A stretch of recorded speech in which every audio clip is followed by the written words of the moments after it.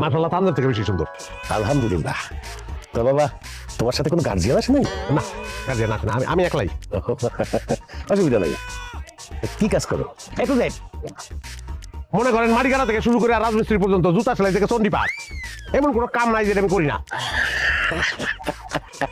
তোমার রসবোধ খুব চমৎকার বাবা। তোমার পড়াশোনা কতদূর?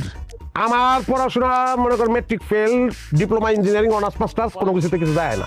তুমি অনেক মজা করো, খুব মজার মানুষ তুমি। না আমি মজা করতেছি না দাদা, সত্যি। আমি আপনার বাড়িতে মাটি কাটতে আইছি, ওই যে বাজারে জাফরের কাছে আপনি বদলা বুঝতেছেন না, যে বদলা কামলা নাই, মাটি কাটানোর লেগে আপনার লোক লাগবো। হ্যাঁ আমি সেই লোক। এই, এ বসে রইছিস কেন? ওঠ, ওঠ তুই। মাটি কাটতে আইছস, তুই এখানে বসে রইছস, আবার এইসব কাপড় পরে আইছস। হ্যাঁ, ওঠ।